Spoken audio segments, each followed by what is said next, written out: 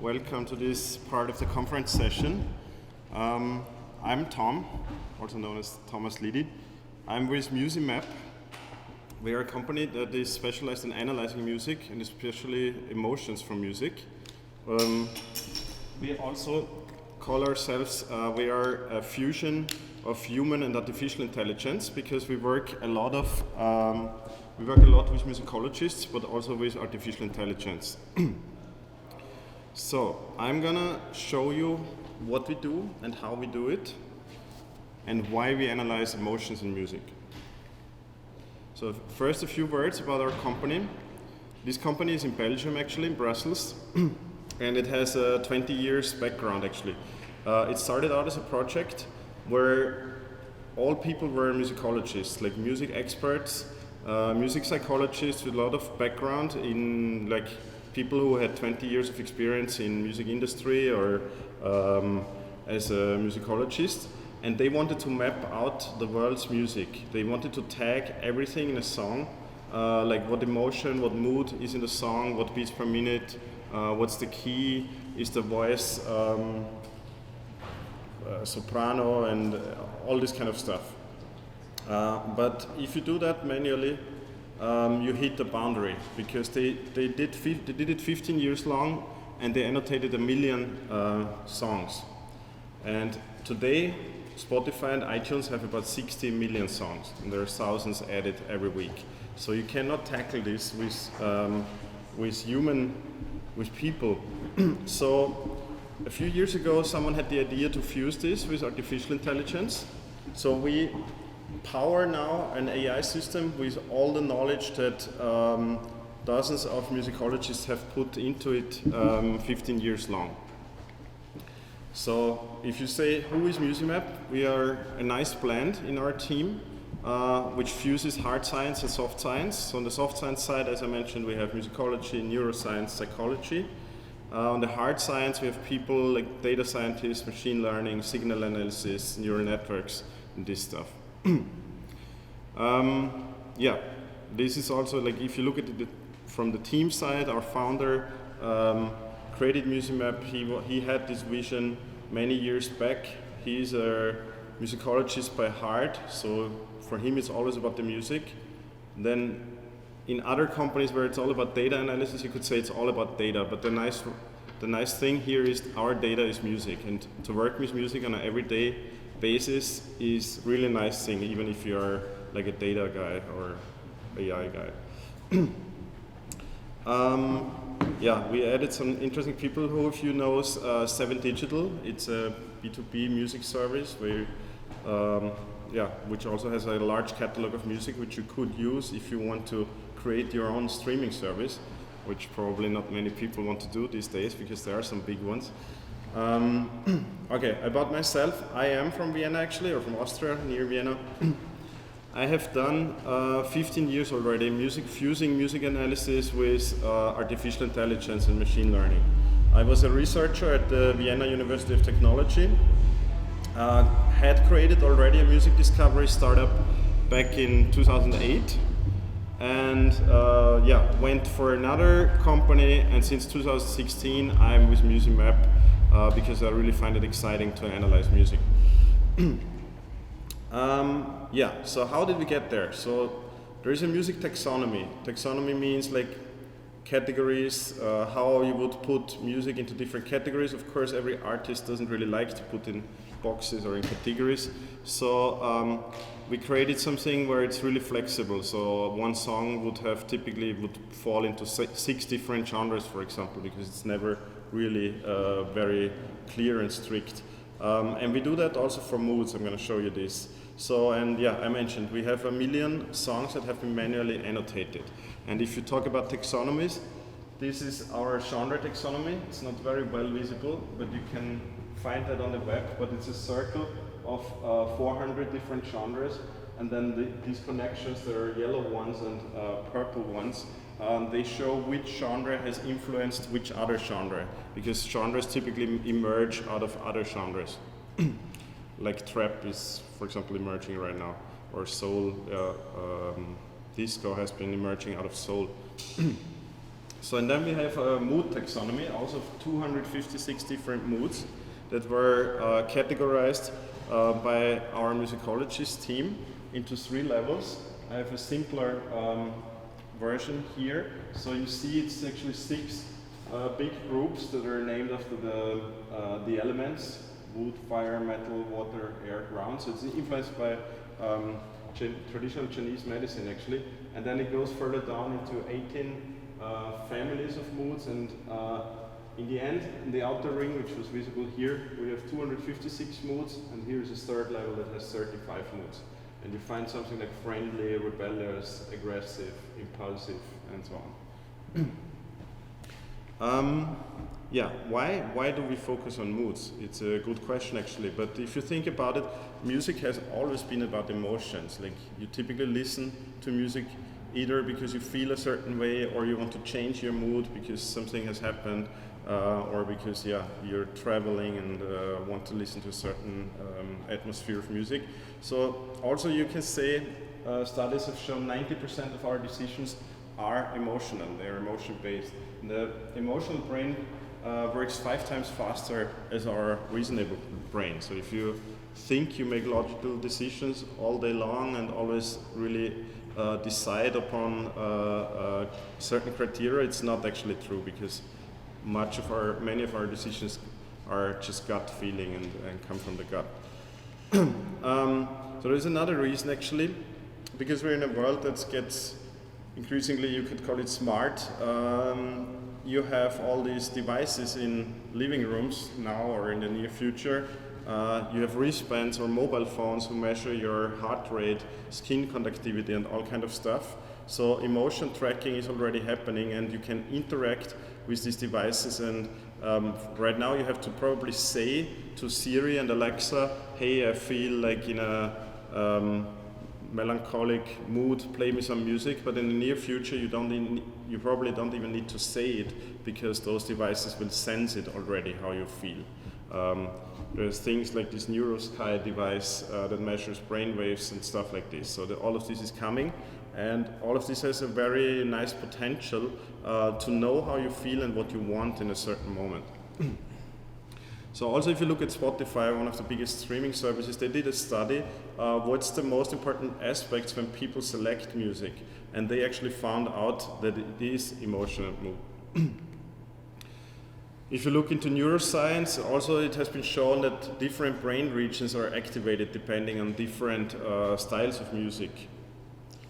Coming back to what we are doing, so there's this 1 million tracks, so people have been sitting down listening to music and putting on every song up to 10 moods out of 256 moods, and categorizing all of these songs into different genres out of the 400. In addition, they have done up to 1,400 keywords, 2,000 synonyms, and a lot of contextual situations. Like, this music is for a romantic dinner, this music is for sports, this music you would use for running or for whatever, leisure, for beer with friends and stuff like this, for a barbecue maybe. So these annotation efforts are ongoing because it's very important to understand music from the very inner heart. And we do that on the one hand by working with musicologists, but on the other hand also by looking on what's on the web. And the web has plenty of resources, because there's encyclopedias like Encyclopedia Metallica, which is specialized on metal music. There's a lot of a wealth of other data, and you can even look into social media, what's going on there, where people talk and tell about music and artist biographies and stuff like this. So how does this end up? I'm sorry for the song we chose, but for Adele, Hello.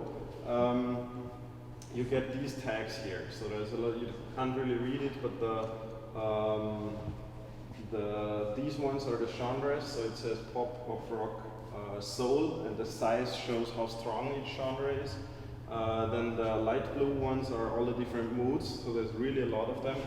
And then there's other tags like English, European, 4/4 rhythm, female voice, G major, and things like that, and the situations. So a few words about technology. So I guess all of you are from have a music background? Or let's do a quick check. So who of you works in, let's call music industry, whatever it means in the broad sense, music industry? And then who of you works in technology? And then let's say other, something else? Yeah, what is it? Social work. Social work, great. Yeah, good relation to music also, I guess.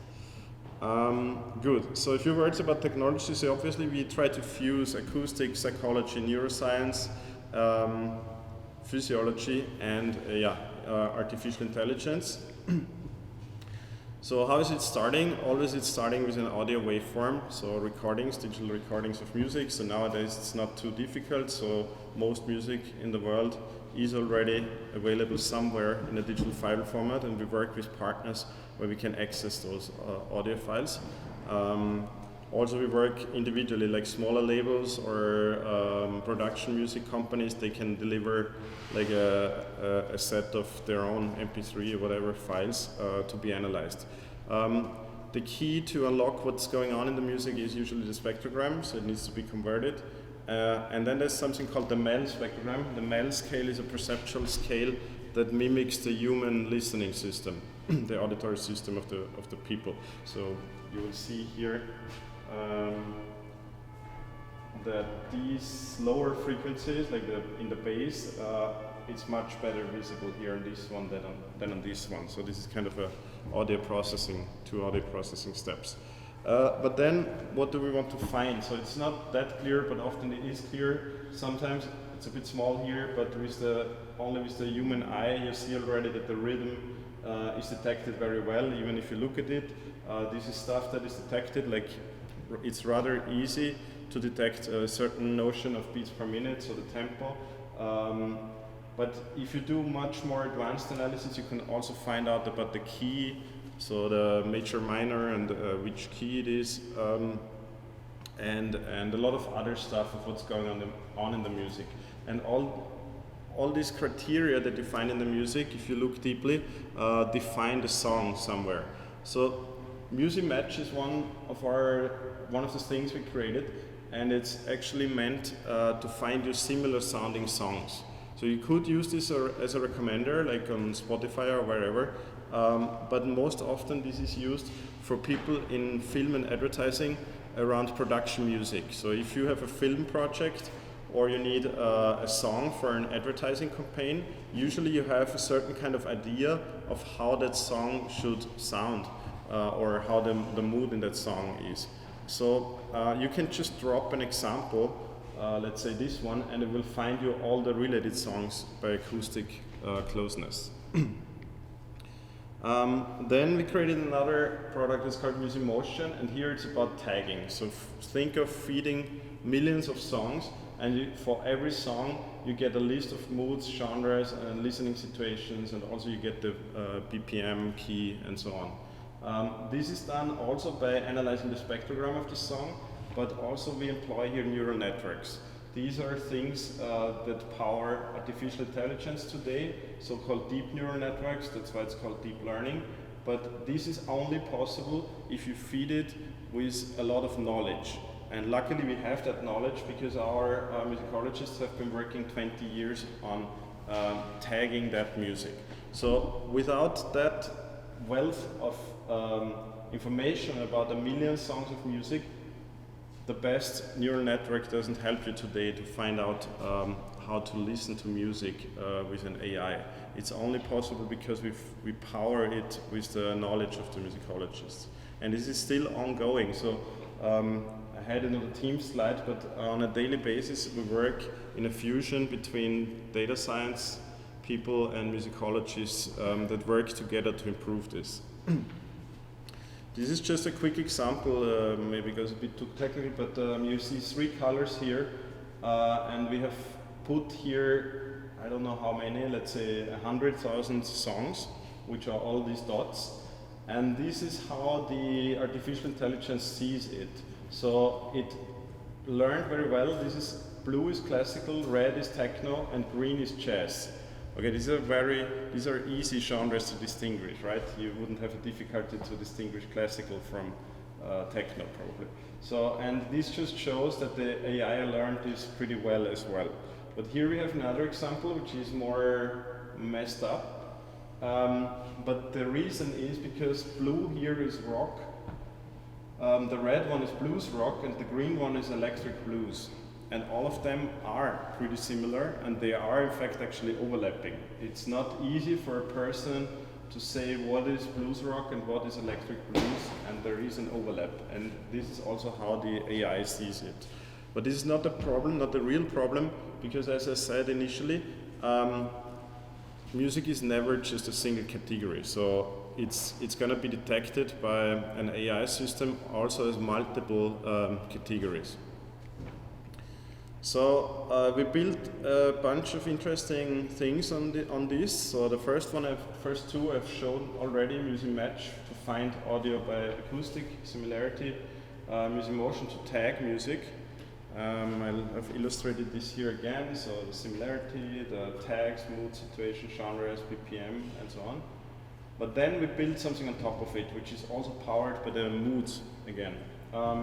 So this is about knowing how you feel. So we also claim you are what you listen to.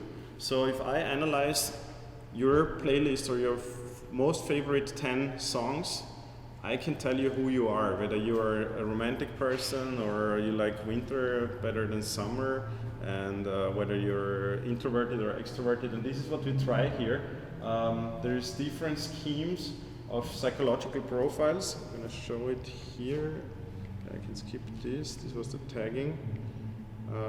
Yeah, okay, maybe I should mention this. So with the song tagging for moods, genres, and so on, you can do a search. You can say in a large catalog of music, give me all the songs from these two genres which are romantic but not melancholic and are faster than 110 BPM. So you can combine that, and with that you can create playlists. So you can create this stuff to do mood-based playlisting, for example.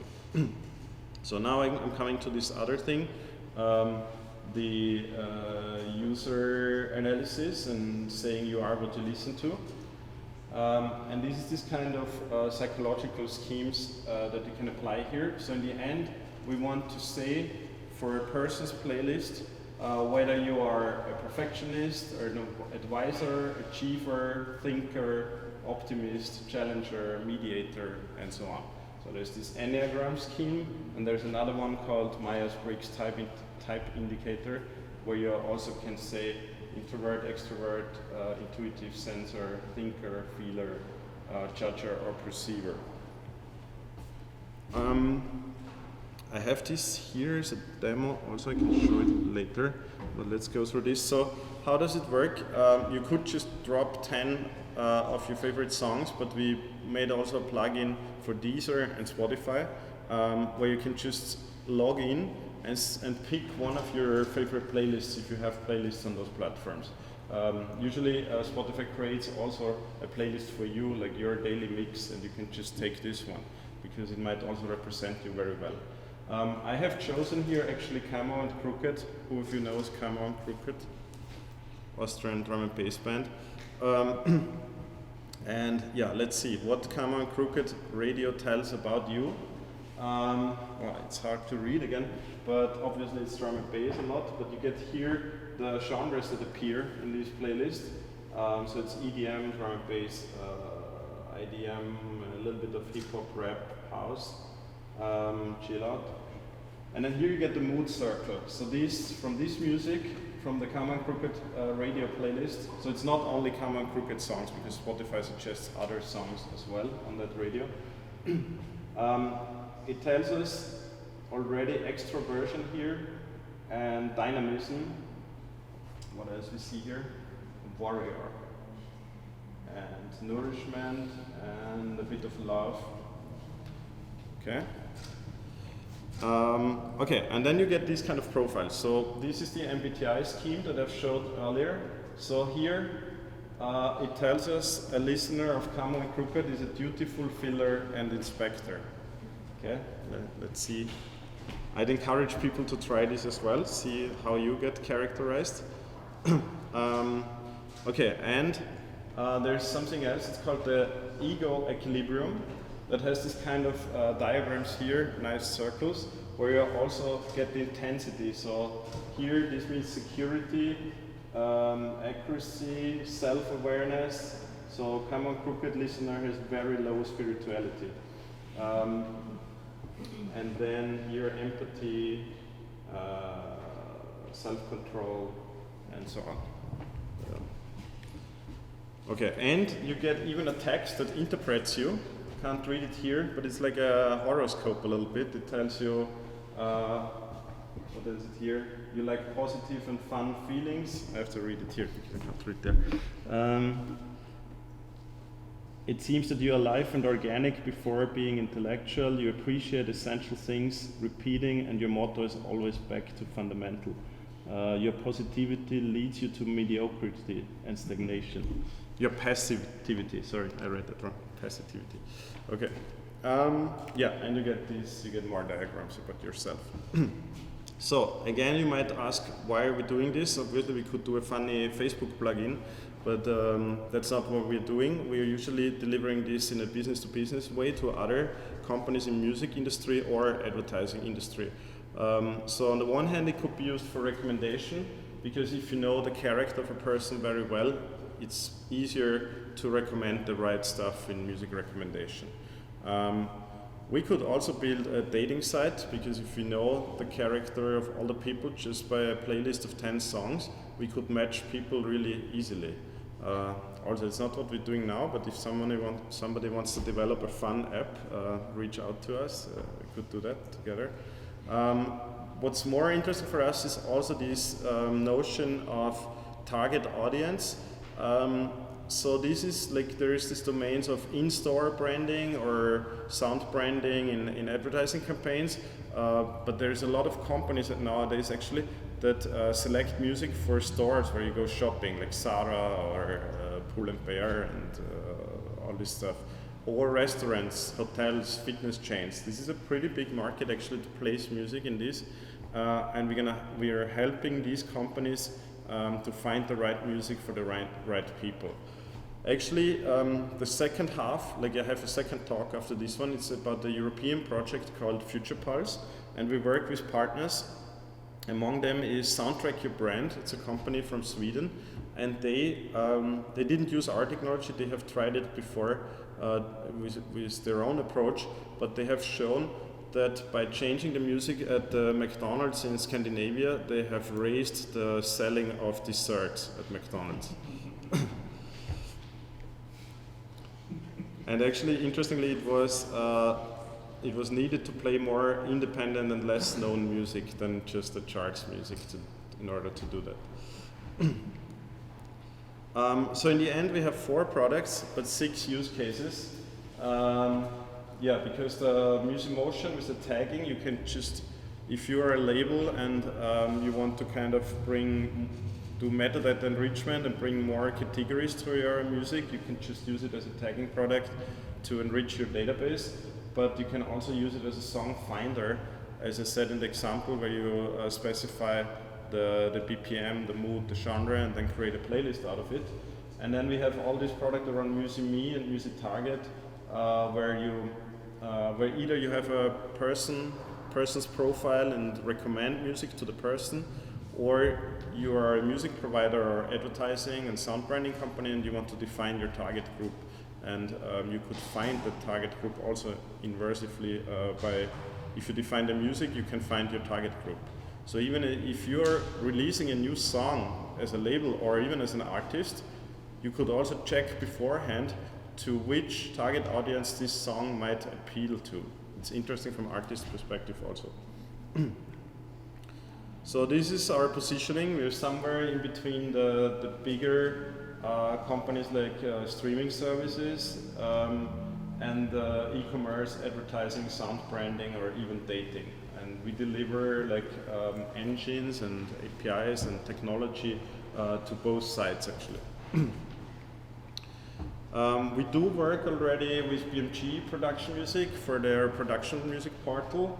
And some of the labels with Vivo, who has all the videos on YouTube, with some smaller companies or mid-sized companies also in the production music and sound branding. And yeah, these last weeks we signed another major label actually.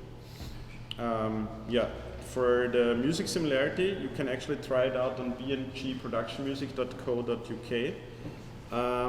And I wanted to show you a demo, but unfortunately this one is not working. But the you are what you listen to, we could try. What's the time actually? Let's do questions first. Like, do you have questions at this point? Yeah. Which of the services are free available? So normally we are only business to business. So you would need to reach out to us, talk to us, and then we can give you a demo or a demo account. If you, we usually do like you deliver us music, we analyze it and give the result, like the demo, back to you. The one I'm going to show you now is actually public for now, but it's not announced yet. So you get kind of the first preview. This is what's called You Are What You Listen To. I mean, afterwards I have my own laptop here. If you want to try it, you can just connect with Spotify and then get your own profile analyzed. Cannot do it now because you need to enter your password. Yeah, this is the You Are What You Listen To. Oops. Yeah. Okay.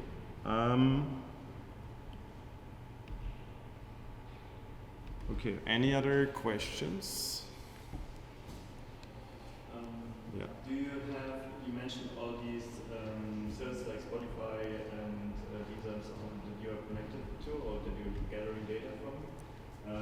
Do you have some special agreements with them to get like a deeper kind of view or a special API, or is it all, or you just analyzing on the public APIs? So we have one agreement with one of the streaming services, so we can do all the audio analysis, and then for the second project I'm gonna talk about in the next half hour.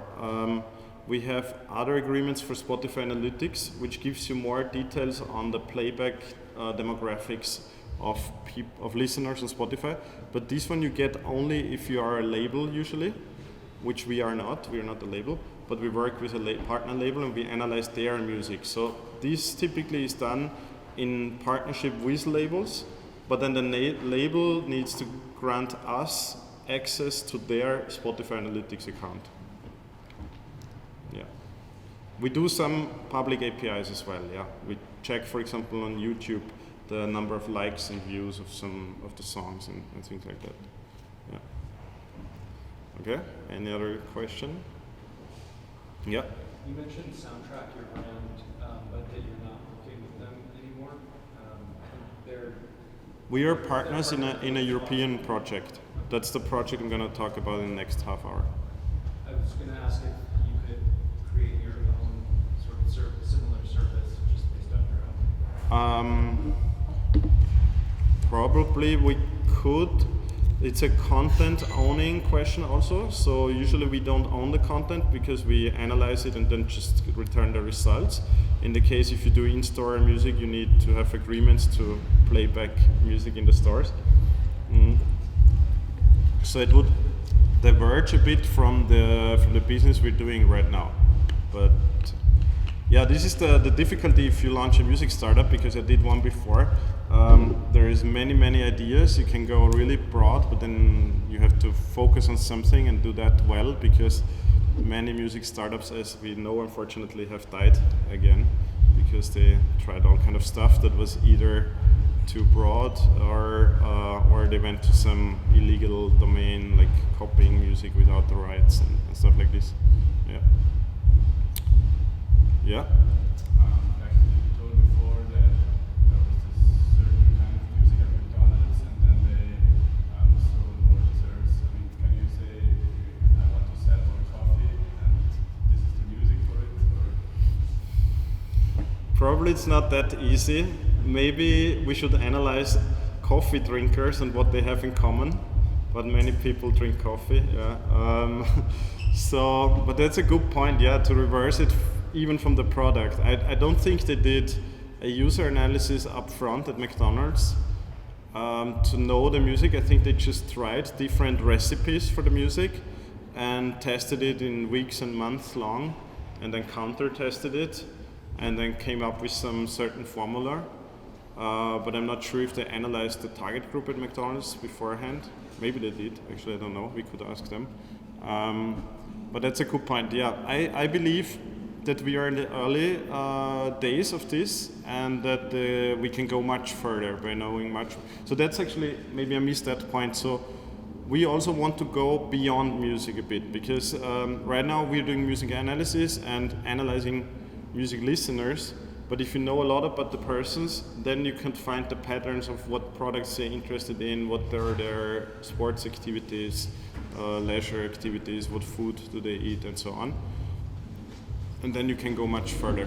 But I think we are in early stages for this. And we are right now 100% focused on the music. Yeah. But it doesn't matter which 10, I have to choose between 10 songs. And it depends on my mood. Sometimes I... Good point. Yeah, so you can view it as two ways. We could import your most listened tracks from Spotify, which characterizes you more globally, like who you are as a person, because these are always the songs that you like the most. But then if we analyze your recent playlist, like the last 10 songs this morning or in the last half hour, then we would know more about your mood. And if we know both, actually, then we can also see how you diverge from your usual profile. So if we know you very well usually, and then suddenly you start to listen to Rammstein, then something might have changed.